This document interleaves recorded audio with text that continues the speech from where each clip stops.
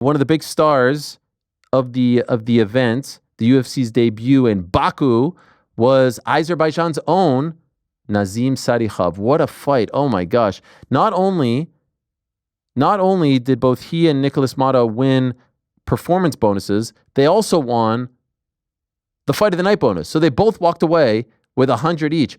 I don't recall the last time that happened, if I'm being honest. It might have happened before. And the first round was dicey. He survived a 75-strike onslaught to stop Mata in the second round and really waking up the crowd. The crowd was a little bit sleepy at that point. They exploded. It was a beautiful scene for the man known as the Black Wolf, who resides here in New York, here in Brooklyn to be exact, but of course is the pride of Azerbaijan. What a moment for him, and he's kind enough to join us here and now. Hello, my friend. How are you? Congratulations on the win. Thank you, Ariel. What a moment. Is that could you have ever dreamed of something like that? Let's be honest. Azerbaijan has never really been on the map for the UFC. For you to get a moment like that in your home country and then have a performance and a fight and a win like that has to be beyond your wildest dreams, right? On fight week, there was a photo that resurfaced. It was me holding the Azerbaijani flag, and I think it was in 2015 or 2014. I'm holding the Azerbaijani flag, and the caption is, I'm going to put us on the map. And then for all of this to unfold the way that it did, this double bonus, this fight of the night, and then this fight of the year contender talk is absolutely mind-blowing. And the fact that the UFC even went to Azerbaijan was also, I'm sure, a surprise to a lot of people. But given that it was a beautiful show, I think you guys, the aura in the arena was incredible. So I think you guys are in for a treat if the UFC keeps coming back to Baku. Yeah, and it seemed like in the aftermath, Dana White said that they're going to come back. So it seems like the reception was great. And also all week, even the open workouts, we don't usually see that anymore. The amount of people that were there. What was it like for you, the vibes? Did this add nerves, add anxiety, add pressure, or were you just kind of flying high because you were receiving this kind of support? I mean, look at this. This is nuts. Yeah. It felt like a pay-per-view. It felt like a pay-per-view. This did not feel like a fight night at all. This felt like a pay-per-view. And the amount of... I knew that I was going to get support. I didn't know that it was going to be to the extent of fans tearing me apart on my walkout to the cage. I literally was getting pulled into the stands. And before I even walked out, Nicholas is still walking out, and I'm hearing my name being chanted throughout the arena. I'm like, what the hell? I'm not even walking yet. So all of that was a lot, but it was not overwhelming. It actually carried me. I felt like I was on the cloud nine, being carried on cloud nine to that stage. You're still there, right? You're still in Baku? Yeah. I'm going to be here for a little bit. I'm going to just chill with some relatives. I haven't seen them in 2 years. It's been a busy 2 years in training and all this stuff. I moved to Vegas.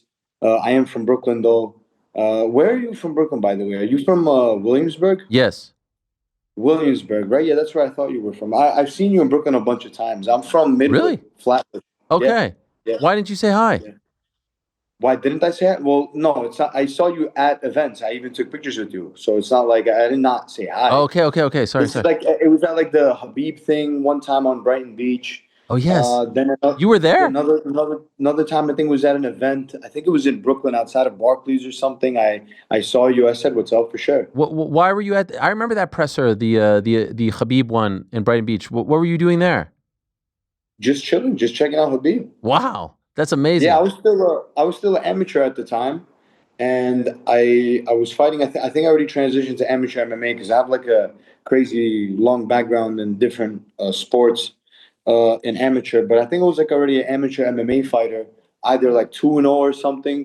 And then that Khabib thing came along, and then I went to that conference. I was a big time Khabib supporter for a while. And you still are? Of course I am. I was actually crazy saying that now, saying that about the past, and then Tagir was warming up right before we came into the locker room. Our report time was literally minutes before they walked out. So to see him there after being a fan close to 10 years ago, it's all of this is mind-blowing, but I'm taking it in, and I'm glad to put on a show for everybody. I'm glad that people are able to recognize my talent finally and see the hard work I've been putting in for years. Did you say anything to him when you saw him? No, I didn't want to bother them. They were literally on the cusp of walking out. They were literally like, I just said salam alaikum to all of them. Islam was there, Usman, Umar, like they were all there. The whole squad was there. I just didn't want to really bother them. I just wished Tagir luck, and then I went to do the anti-doping test right Sure. after in the back. What age were you when you moved from Azerbaijan to the U.S.? I was six. I was six. I moved a long time ago. I came up in Brooklyn, grew up in Brooklyn. So yeah, it's been I'm a lifelong American, but American Azerbaijani. I Yeah. still represent the culture, and I think the support that I was showed by my home country, like it explains everything. And what a squad you have backing you. You have John Wood, Ray Longo, Marab, right? I mean, this is a freaking all-star crew. So when did you move to Vegas to train with John Wood at Syndicate? Officially, October of last year, but I was floating in and out of Vegas, like back and forth with New York and Vegas from like pandemic, from like 2020. My teammate fought on Contender Series, and I remember the first time I went to Vegas, I was like, wow, I really like this place. So I was just kind of going back and forth, always showing up to Vegas. And then I got signed in 2022. So I was coming to use the PI a lot. And then I officially just made the move, and it's worked out miraculously so far. So let's see what's next. I referenced the first round, the 75 strikes and all that. It looked like for a moment you were in a bit of a precarious position. What are you thinking in the midst of some of that when he's hitting you with some of those big shots? You know what? I was hurt, but not badly hurt. I was conscious of everything. I was mostly worried about the referee. I saw the referee hesitate a few times, so I didn't want the referee to jump in. That's what I was thinking about the entire time. I was more worried about the referee jumping in than really me being hurt. A lot of what he landed was on the guard. I would say 95% of the shots he landed was on the guard. With that being said, and to be fair, he landed a good shot to the liver that backed me up, and then he landed one good shot to the head that rang a bell for sure. But overall, like I was fine in that exchange, and that's why I fired back as soon as he stopped, took a step back, took a deep breath. I fired back right away, heard him, and backed him right up. The finish was incredible in the second round. The way you were attacking the body, going upstairs, downstairs. When you finally dropped him and realized that you had won, can you even describe what that feeling was? Oh, I don't know. You know why I'm saying I don't know right now, because it happened 48 hours ago, Yeah. and I just haven't been able to process it since I came out of the cage. First of all, I've slept like a combined 40 minutes in the last 2 days. Second of all, I just haven't been able to really process everything. I've just been in meetings and talking to people and talking to fans and being, I'm stopped on the street here like every 2 minutes. Everywhere I go, I'm like doing a meet and greet. I sat down today to have some food with Chingiz Alazov, another world the one champion kickboxing champ, pound for Yes. pound king in kickboxing. Yeah. So I was hanging out with some friends, and then like the entire staff, the waiters, everybody's like asking for pictures and stuff, and it's cool. I'm grateful. So I'm grateful for that, but it's like it's just been crazy. I just haven't really processed all of this.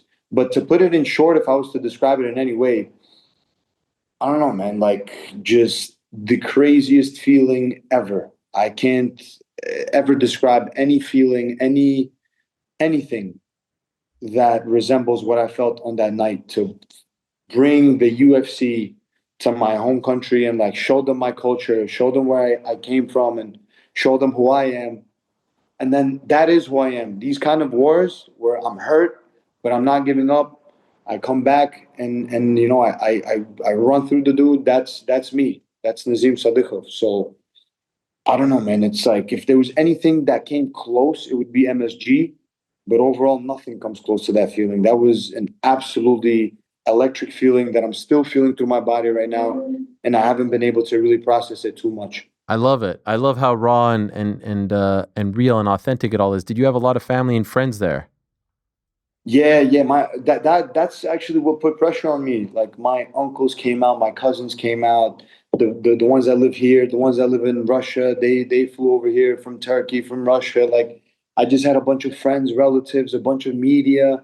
I'm like doing photo shoots and video shoots for like big channels in Azerbaijan here on fight week, and I'm not used to that. And I'm like, you get away. Like, I just want to train. I just want to cut weight.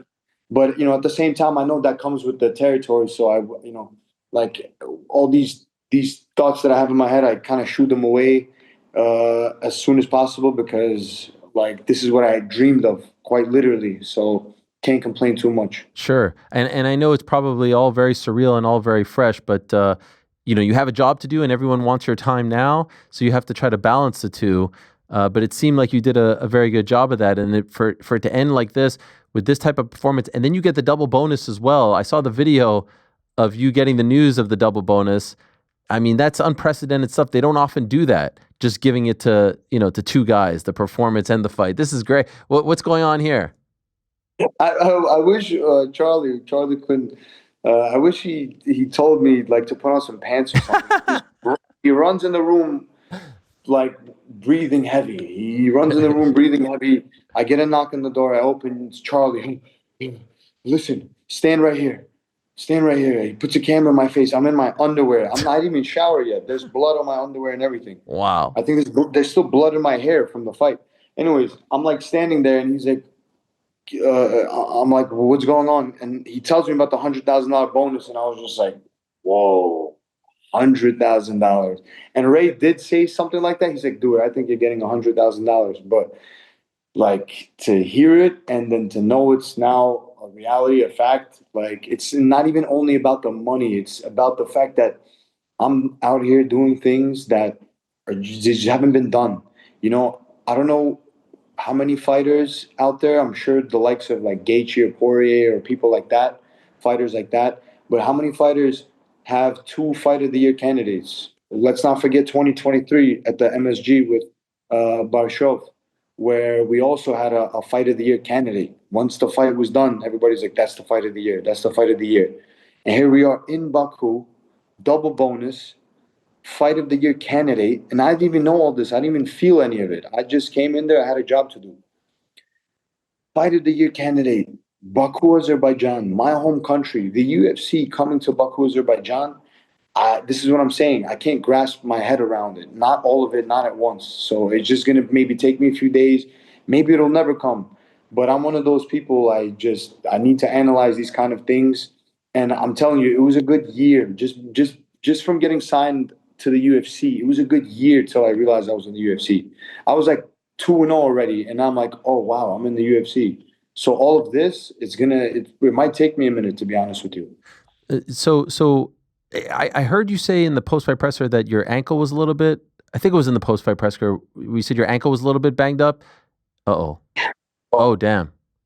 To be honest, did that happen before the fight or in the fight? You know what, Ariel? I don't. It definitely happened in the fight. I just don't. I'm not sure if did I tweak it before the fight? Like it wasn't like swollen or anything. I felt a little something like in the last 3 weeks of camp, but I kicked him in the elbow and in the head a bunch of times, so it had to be one of those shots. Okay, and how is it now? The swelling went down significantly from yesterday, so I think I'll be fine soon. I think I'll be back in the gym soon. Maybe fight new soon. Who knows? Okay, you deserve a little bit of time off. That was quite the battle. Did you think he would be that good, that tough? Yeah. Nicholas Monta's been touching UFC canvas from 2015. He was on the Ultimate Fighter Brazil in 2015, so he has that. He's been lacing up those UFC gloves for a decade. And that's a guy with 10 knockouts. That's a guy that has character, doesn't back up. And I'm glad he got the bonuses too. The bonuses are from both sides. We both won those bonuses. And I'm very happy he did so. I'm very happy that he won those bonuses. So yeah, I mean, like the odds were crazy. I was confident in my skills. The odds were crazy in my favor, but I was not going to sleep on him because you sleep on Mata, you get slept. Your family moving from Azerbaijan to Brooklyn, why did they make that move? Like at the fall of the Soviet Union, all these countries, the small republics, it was war ridden. it was economic problems, governmental problems. There was all kinds of things, all kinds of revolutions, and all kinds of things going down in these countries. So it made life nearly impossible. Like America was a lifeline for my family, and we'll forever be grateful for that. You know, we love America. So yeah, like it was kind of do or die type of thing. I'm not saying that I come from some terrible life. I had a good life compared to my parents, but yeah, like Azerbaijan in the 90s, or almost any country, former Soviet Union, post-Soviet Union, it was tough times. And your introduction to martial arts, what was it? My dad put me into karate. It's still overseas. This is we're talking about overseas. I He put me into karate when I was like 3.5 years old, and he put me in with the sole purpose of like just being able to grow up with discipline, knowing how to fight, knowing how to defend myself. Like it's Azerbaijani culture, Caucasian culture, the Caucasus. Like every father in the Caucasus will put their son into wrestling, boxing, something, so they can grow up and know how to defend themselves and defend, their family and all that stuff. So he put me in for that, and then it just kind of snowballed. It went into um, combat sambo, hand-to-hand combat. Then we moved to the States, continued my combat sambo and hand-to-hand combat with master in sports in of Ukraine in combat sambo and hand-to-hand combat. Then I went on to judo, kickboxing. Kickboxing turned into amateur MMA, and then in my 20s, I went pro. In my 20s, like I started college and stuff, and I was like, I want to fight. I want to fight professionally. I knew this from high school, like literally from ninth grade. I was like dreaming of the UFC. Eighth grade, Wow. maybe even like junior high school. But like I knew that I really had to take it like a job. Like you have to train full time. Like when I went pro, it was like in my 20s. And who are your guys? Like when you're dreaming in eighth grade, ninth grade, who are you looking up to? We're talking about before that, man. We're talking. You know when I started watching UFC. You know my first introduction when BJ Penn shocked the world at UFC 46. Wow. Matt Hughes. He choked out Matt Hughes, and then the very next pay per view. And my dad ordered these things. My dad ordered these pay per views. My dad was like, my dad watched UFC from like UFC 3, the Amazing. 90s. Yeah, we were still over. He was still in Azerbaijan, like watching UFC. Anyways, my introduction was that, and then I watched Liddell blast Tito Ortiz against the cage at Oh, UFC 47, and I was just like infatuated. I wanted to watch WWE. All the kids were talking about yeah. WWE in school, but I was like, but my dad never let me watch WWE. He's like, you're not watching this fake shit. My Soviet dad, like, you're not watching this fake shit here. Watch this, and then you put on some UFC, and then I loved it. I And loved how it. old are So you there? 46, 47 UFC? How old are you? Uh, you know, um, so we ordered. I remember watching Arlovsky defend his title against Tim Sylvia. I think it was their trilogy at UFC 61, Bitter Rivals. And you see how this is all off the Yo, top of my head, you're a legit fan here. I love this. dude. I watched you from Sherdog. I watched you when Sherdog. I had a Sherdog account. I Oh was my commenting gosh. on the forum. Yo, my Yeah, God, that's crazy, man. I feel like super MMA nerd. a lot of the I feel like a lot of the guys who come in now aren't this well versed in the history of the sport. Not me, man. I know it all. I watched your interviews with Diaz. I watched it Thank you. all, man. I watched it. So Were you on the UG also? on the what? On the UG on the underground? MMA.tv? That was the competing forum with Sherdog, or you were a Sherdog guy. I was a Sherdog guy. I do remember like not only that forum, but I remember like several forums, but Yeah. nobody came close to Sherdog, at least in my opinion. Yeah, I no, thought it was Sherdog was crazy like over there. cool format and everything. It was I used to drop my like competition videos and stuff, and they were like, "Good job, kid, keep it What up." was your These name? guys What were was going, your username? dude, I gotta get that for you. I don't remember. why Been why years. why do they call you the Black Wolf? So Wolf, like with Russian speakers, like Wolf, like you compliment fighters compliment each other with like an animal, right? Like Volk, the tiger, you're a wolf, you're a tiger, you're a lion. I got the compliment in sparring one time. Uh, Yo Naz, you fight like a wolf. You're a hunter. You always hunt, and I like that. So I was kind of like, yeah, I think I'm gonna adapt that as a nickname. And Black Wolf is a specific breed of wolf where that doesn't travel in packs. They don't depend on other wolves. It's a real breed of wolf. You can look it up, and they exist in Azerbaijan actually. So and they exist in the USA as well. I think Yellowstone or Keystone Park, something like that. They have a few black wolves in the US. Anyways, it's a more athletic breed of wolf that doesn't depend on other wolves. It's always constantly hunting alone, surviving alone, and thriving alone. So that was, I compared that to my life a little bit, where I had to make like big MMA decisions or big like the businesses decisions or other decisions in my life, where I did have like my father, for example, to have my back, but overall I was alone a lot of the time, and I just adapted Black Wolf because of that reason. Like I had to do things on my own a lot of the time. So there you have it, Nazim Black Wolf Sadykhov. I love it. That's a great backstory. And your story is great. Have you also said that you want to go unbeaten in 30 fights and then retire? I don't remember saying that, but that would be ideal. I Okay. definitely want to keep fighting for as long as possible, as long as my health allows me to. Why? I mean, okay, so maybe I confused that with someone else, but it's not a bad thing to strive for. But I'm not on the, wait, you said 30, I have one, I'm No, no, no, 11 1. 30, like go on a winning streak now of 30 fights. That's what I thought I read. Oh, I may have said that somewhere, but that just sounds like that sounds like something I would say though. Okay. So like, yeah, I'm not disagreeing with it now. I don't know what that Nazim said, but I'm not disagreeing with it now. I'll go 30-0 and retire. Yes. Or yeah, 30 fight win streak. Is the goal, because they're coming to New York in November, would you like to be on that card? Would that make the most sense for you? Call me crazy, but I would be down to even play. So I was just hometown hero. Yeah. I would go over to Paris Oh. and play villain against BSD. Oh. I would do the same with Manel Torres on Mexican Independence Day. Those are some fun names. If not, maybe a veteran at some point in the year. All I'm saying is it doesn't have to be MSG. Let me heal up. Let me take like a few days, and I'll literally like be. I'll let Danny Ruby know. Hey Danny, I'm ready to go. This is the timeline, and you might see me much sooner than MSG. And at least that's what I'm hoping for. I want a really active year and an active career.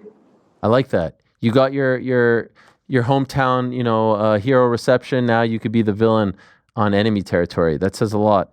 So much respect, my friend. Congratulations. Well done. What a win. What a performance. What a scene. And you really woke up that crowd. They were a little bit sleepy, as I said beforehand. But after you guys fought, the place just exploded. And then Rafael fighting and all that stuff. So it was a great night for your country. Congratulations. And great to have you on. And it's great to see you and speak to you again after all these years. Thank you, Ariel. All right, we'll talk to you soon. Yes, sir. There he is, the Black Wolf, Nazim Sadykhov, who had a massive win on Saturday over Nicholas Mata. They won the performance bonuses and the fight of the night bonus. That's $100,000 each. And the stats were nuts. 75 strikes from Mata in the first round. And eventually, Sadykhov winning in the second round via right hook. 417 of the second round. Great guy who reps Azerbaijan, Brooklyn, and Las Vegas these days. Thanks for watching this video. Before you go, if you haven't already, hit that subscribe button for us. Also, give us a thumbs up, leave a nice comment. These things go a long way. And while you're here, do check out the rest of the channel. We've got live shows and full interviews, clips, and a whole lot more. We're doing big things here, and we appreciate your support very much.